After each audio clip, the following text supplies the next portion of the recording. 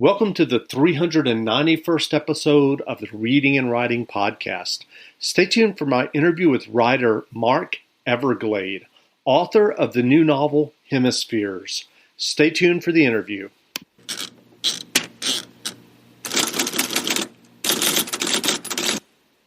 The Reading and Writing Podcast is brought to you by Libro FM.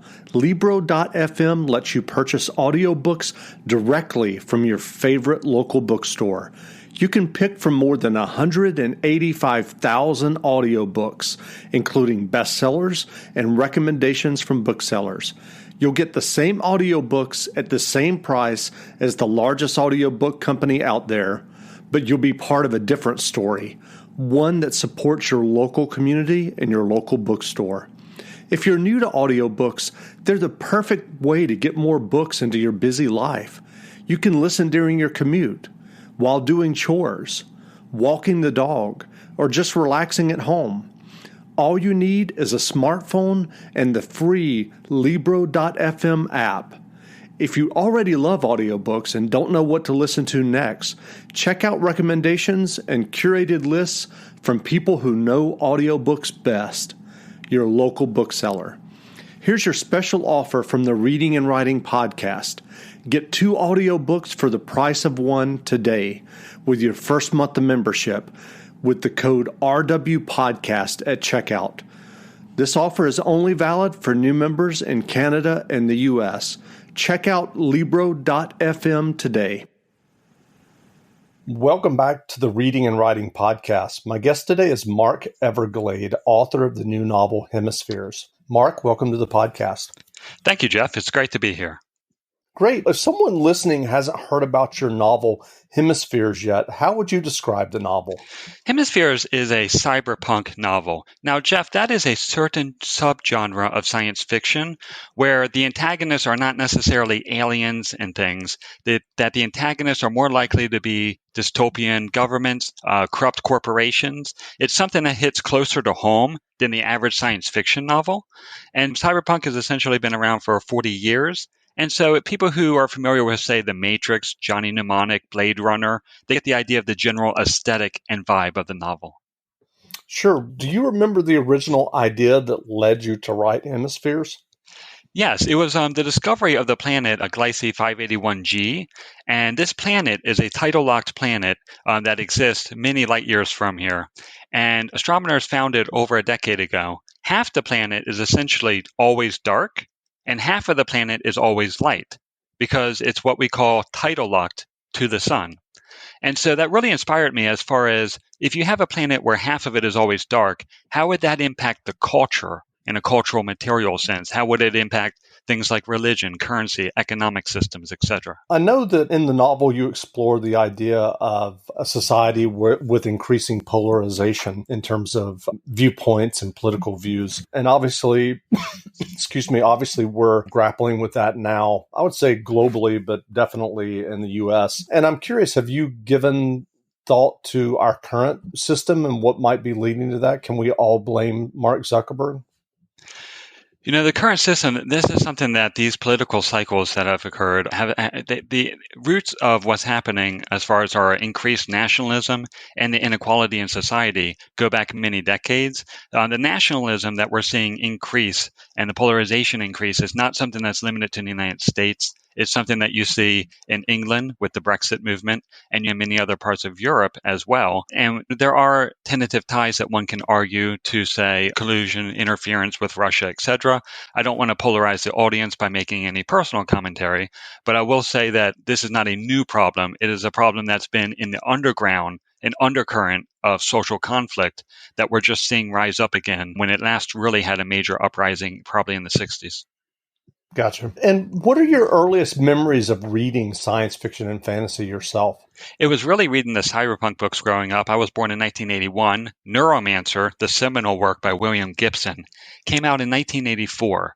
And so I was obviously too young to read it at the time. But books like the Sprawl trilogy and Neil Stephenson's Snow Crash, they opened up whole new worlds. It wasn't just new worlds as far as a space like it was with, say, Heinlein and Asimov and whatnot. It was more than that because it was cyberspace. It was virtual reality. They came up with words like cyberspace, avatar, virtual reality, augmented reality, all these new technology. And then in 1991, the internet released. And so these things, this technology they were describing became so real and so vivid. But there was also a lot of fear surrounding that whole era, whether it was political fears, the Cold War metastasizing in 1983, where it reached its height, or whether it was the fear of the internet. How would this change the world? How would cyberspace change reality and human relations? And it's done so in many ways. And so, what was your path to writing and publishing Hemispheres? Had you always wanted to be a writer? And did you write short stories before writing a novel? And I'm also curious if this is the first full-length novel you've written. Absolutely, Jeff. This is the first novel, and I did write short stories, published them in Exoplanet magazine, Unreal Politic, other sorts of anthologies. And some of the chapters in Hemispheres were written 25 years ago. I'm 39 now, but they were literally written when I was 13, 14 years old. And chapter 4 and chapter 6, for instance, I always wanted to be a writer, even before we had a computer and I was typing away on the typewriter. So it was something that I hadn't just this thirst for knowledge, and we didn't have the internet at that time. It was just coming out. So you basically spent your days in the bookstore and the library if you wanted to know something, more or less. And yeah, I absolutely always wanted to be a writer. And then I found Rock Hill Publishing and published this series of chapters that I put together into a story that were compiled over a couple of decades of my life.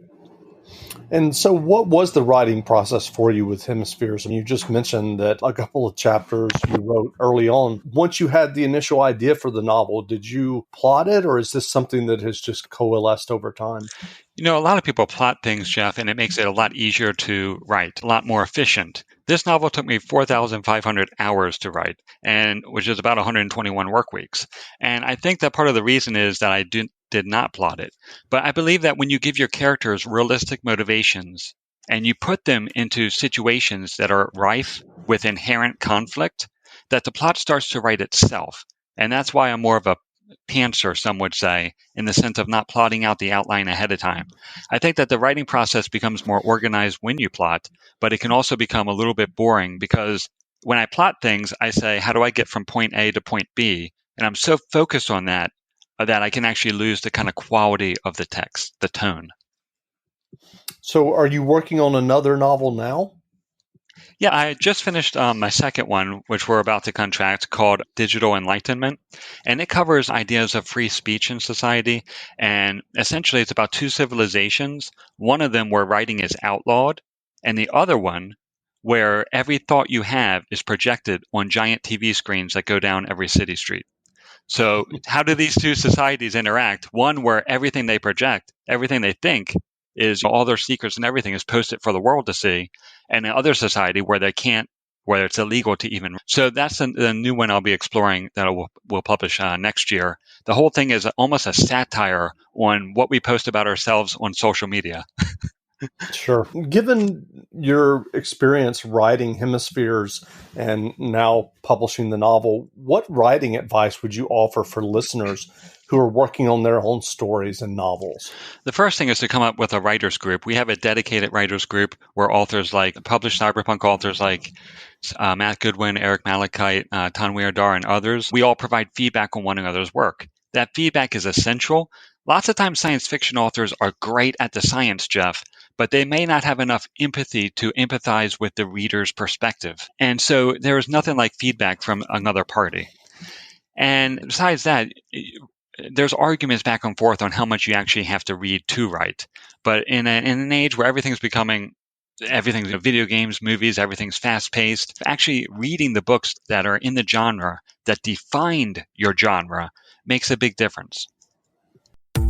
This spring, there's an outside chance you're ready for some outside projects and a 100% chance of saving at the Home Depot. Right now, stock up on 5 bags of EarthGrow or Vigoro mulch for only $10. Plus, with great low prices and free delivery on your favorite spring projects, you'll save in-store, online, store-wide. Bring on spring. The spring savings event now at the Home Depot. How doers get more done. Limit 75 per customer. Color selection varies by store. While supplies last, continental U.S. only. For the ones who know safety isn't a catchphrase, it's a culture. And the ones who help make sure everyone makes it home safe. For the safety-minded who watch everyone's backs, Grainger offers supplies and solutions for every industry, as well as safety assessments and training to keep your facilities safe and your people safer. Call, click Grainger.com, or just stop by. Grainger, for the ones who get it done.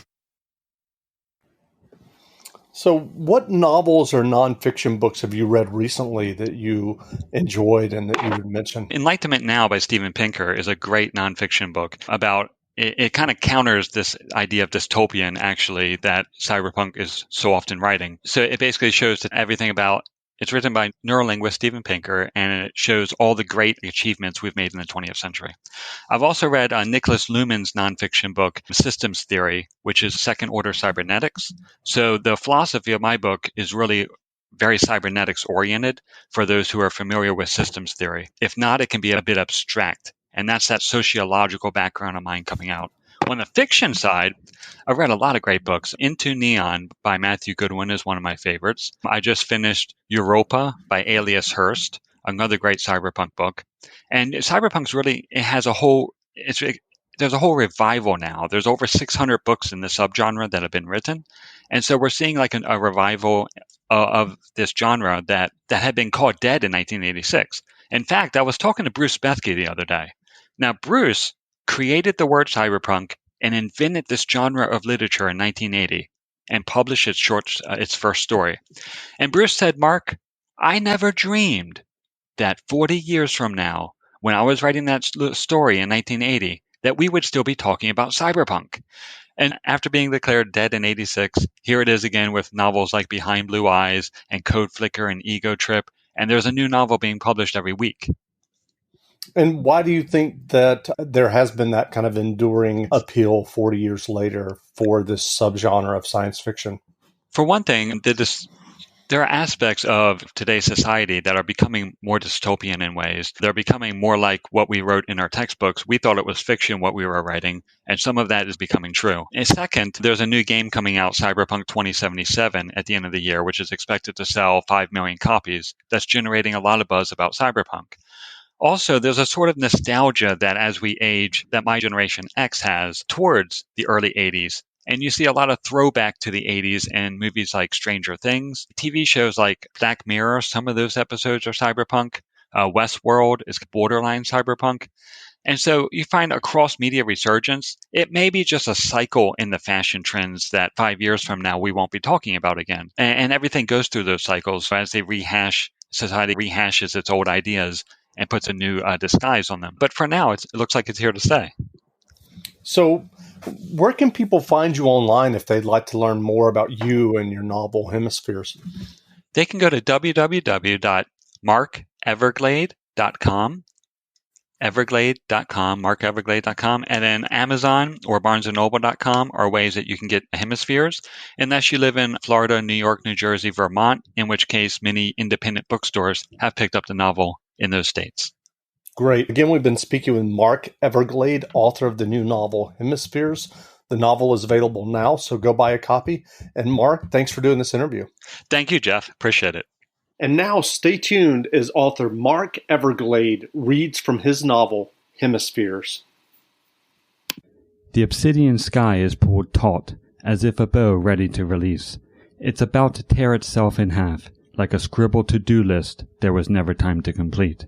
But Severum Rivenshire adjusts the sky's appearance just in time. Now the doughy clouds are stretched fonts, detailing the day's headlines, fading like the events into wispy nothingness. The jaundiced light of languishing fireflies flickers through a jar beside his bed. He projects the universe on the ceiling, counts the stars through his virtual heads-up display. Raising his hands, he zooms and frames the planet Clyce 581G between them.